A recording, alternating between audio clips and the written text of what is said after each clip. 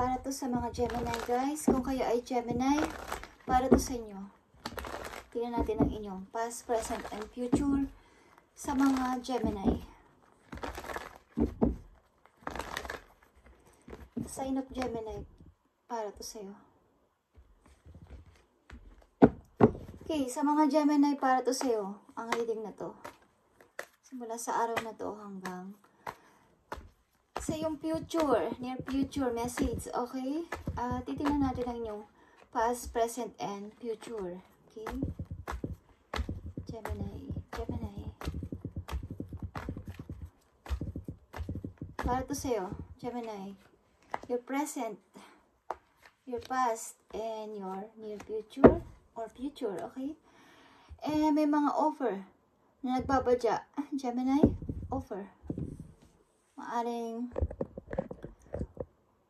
mga new idea din.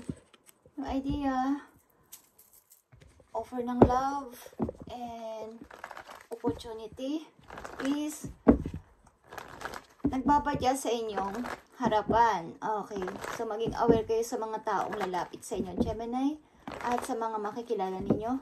Maaring may mga bagong person din na paparating sa buhay ninyo, Gemini. Okay? Gemini, lalaki ka man o babae, para to sa'yo. Your past, present, and future. Okay, your present, your past, and your future message, Gemini. Gemini, may magpapahiwatig ba sa yung person talaga?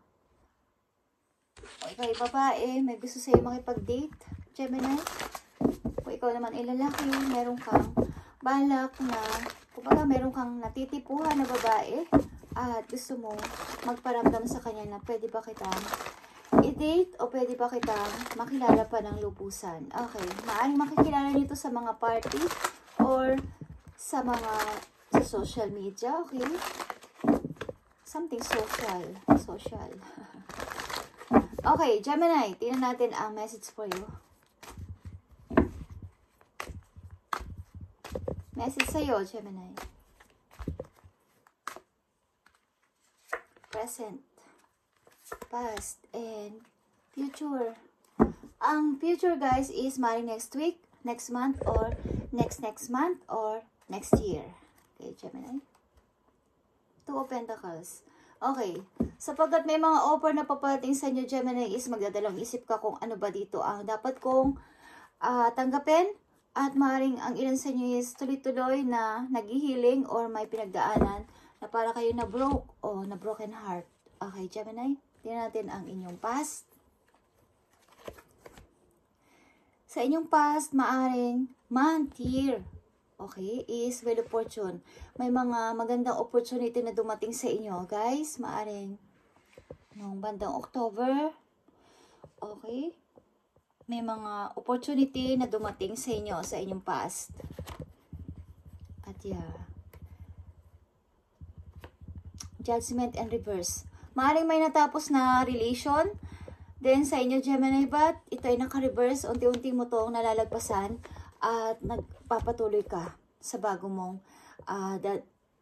mong kinalalagyan sa ngayon. Sa kasalukuyan, nagpapatuloy ka bagamat mayroong nangyari dito na pagtatapos maybe ng isang relation o pamilya.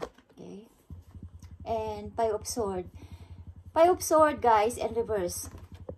Bagamat gusto mong iwasan ng mga tao na maaaring madrama or hindi mo gusto na nasa paligid mo at meron ka mga sinakripisyo, is parang may konti kang pagsisisi or naiisip mo pa rin sila yung mga taong inalisan mo o mga tao na iniwanan mo, okay? Maaaring naiisip mo pa rin sila. O yung taong nanakit sa'yo is maaaring pabalik-balik o anandyan pa rin.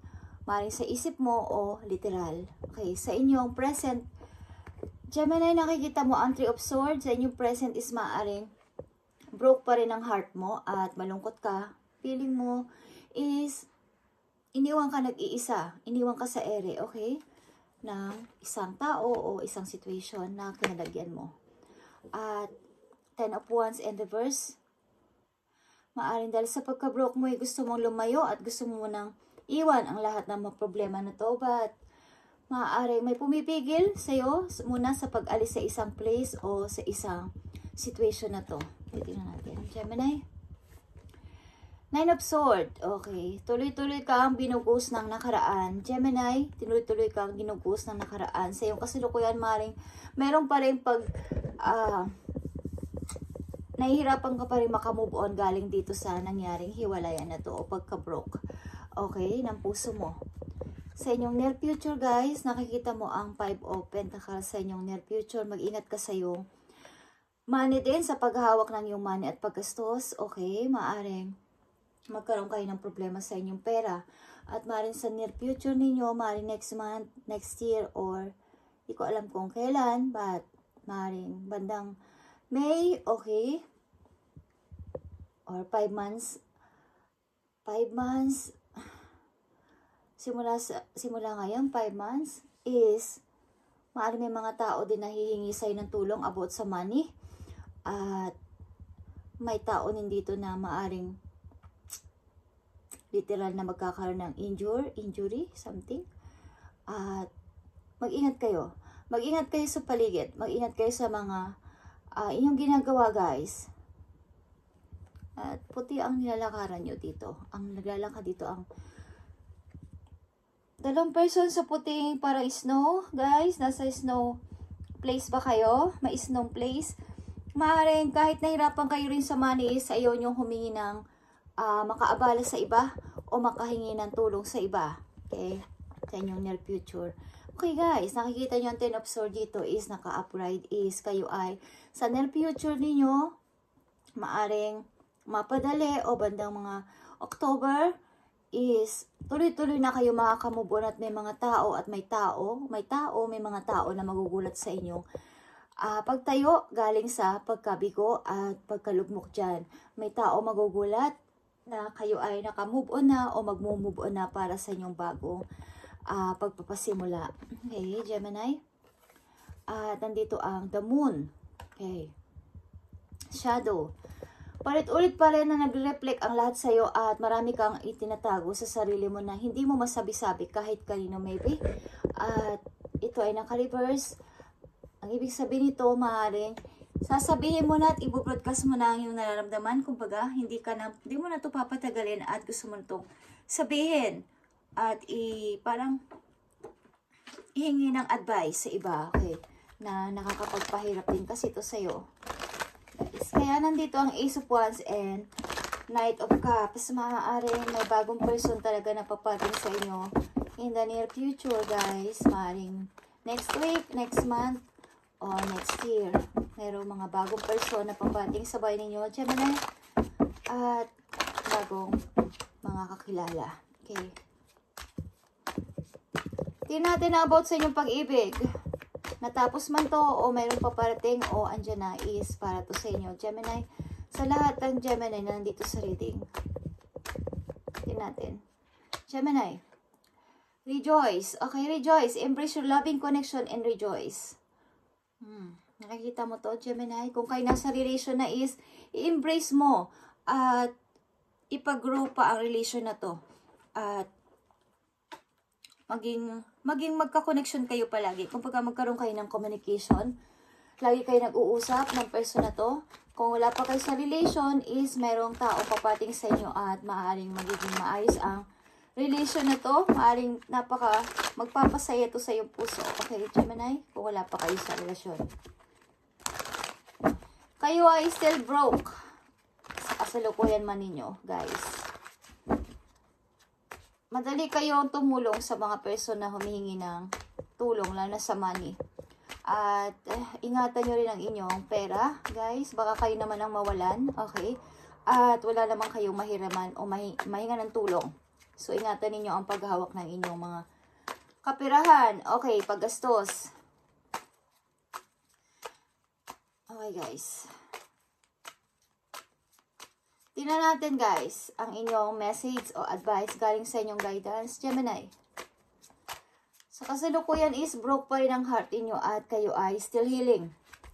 Still healing kayo. Four of Swords. Okay? Still healing pa rin kayo. Tingnan natin ang message for you. Gemini, we see that you are on the brink of a breakthrough that you have patiently been waiting for. A situation is about to come full circle. The lesson have been learned. This is a win-win situation for you. Trust that we are working behind the scenes to ensure the best outcome for you, Gemini. Okay. So, ang nangyayari sa inyo ngayon is, maaring antagal o may mga hinihintay kayo na mayroon kayong patient o parang pasensya o mahaba ang pasensya nyo sa paghihintay.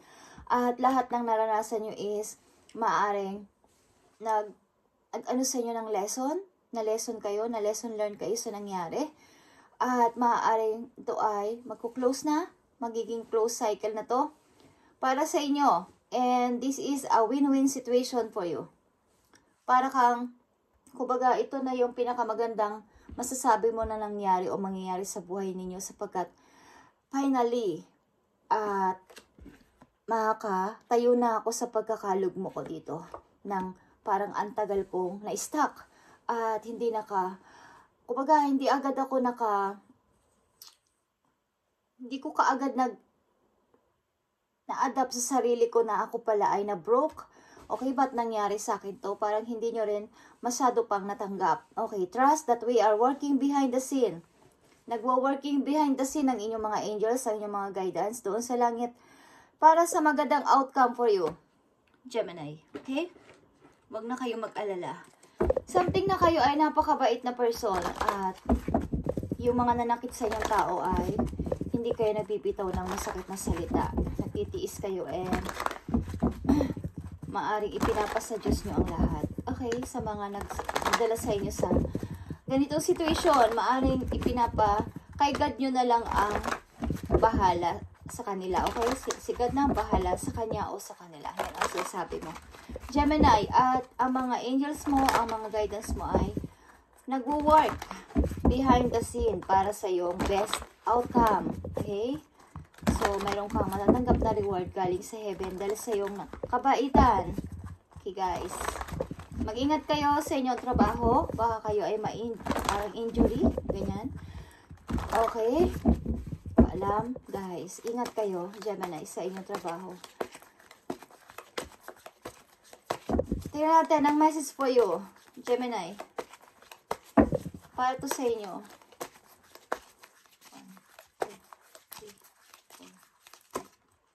Gemini, ito ang message po yun ng yung mga arkanghel. Okay, nakikita mo ang peace. Peace is a number 13 is 4. Okay. Release the past. Gemini, there is a more enriching future coming. Let go and let God. Okay, guys.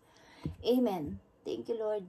Okay, release the past. Ito mga past na to na nandito sa reading mo is i-release mo, Gemini, and magkakaroon ka ng peace of mind. At maraming magandang paparating sa'yo sa future. Katulad ng Ace of Wands na kanina ko pa sinasabi. Napakaganda nitong pasimula para sa'yo. At let go and let God. Mag-let go ka na and lalo ka pang parang mas lalo mong palakasin ang pananampalataya mo at relasyon mo kay God. Thank you, Gemini. At ito ang inyong reading today at message for you. God bless.